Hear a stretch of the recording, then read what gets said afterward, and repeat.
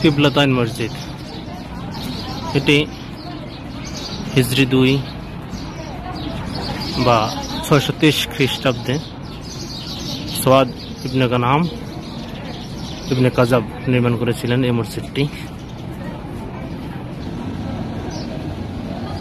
এটা মহিলাদের জন্য নামাজ স্থান, এটা পুরুষদের জন্য নামাজ স্থান। সর্বপ্রথম এই মসজিদের কিবলা ছিল মসজিদুল আকসার দিকে। তারপর হযরত মুহাম্মদ সাল্লাল্লাহু আলাইহি ওয়াসাল্লাম এটিকে পবিত্র হারাম শরীফ কাবা শরীফের দিকে কিবলা করেন। অর্থাৎ এই মসজিদে দুই কিবলার দিকে ফিরেই নামাজ পড়ানো হয়েছিল। এজন্য মূলত এই মসজিদকে কিবলাতাইন মসজিদ বলা হয়। আমরা উহুদ পাহাড়ের নাম শুনেছি, উহুদের ময়দানের নাম শুনেছি। এই সেই উহুদ পাহাড়,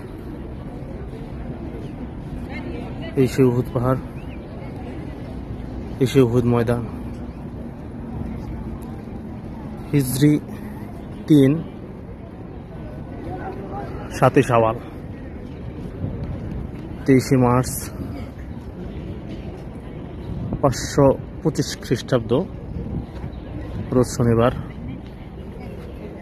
মক্কার কুরাইশ বংশের মানুষদের সাথে এখানে মদিনার মুসলিমদের সাথে একটি যুদ্ধ সংগঠিত হয়, যেখানে মক্কার কুরাইশরা আমাদের নবী হযরত মুহাম্মদ সাল্লাল্লাহু আলাইহি ওয়াসাল্লামের দাঁত মোবারক শহীদ করেন।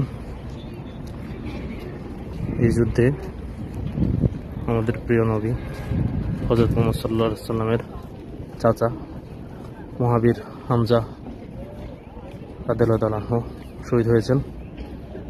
আকিল ইবনে উমাইয়া রাদিয়াল্লাহু তাআলা আনহা এছাড়াও 70 জন সাহাবী শহীদ হয়েছেন। এখানে তাদের কবর রয়েছে।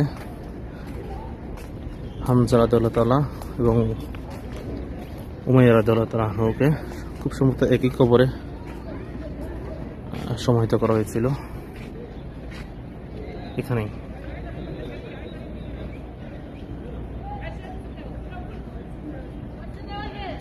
শত শত মানুষ দেখতে এসেছে। এখানে চারপাশে অনেকে কবর জিয়ারত করছেন।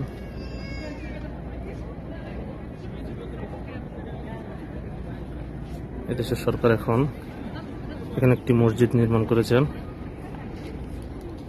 হামজা মসজিদ নামে এই মসজিদটি। এখানে প্রাথমিক শিক্ষা বিদ্যালয় স্থাপন করা হয়েছে সরকারের পক্ষ থেকে।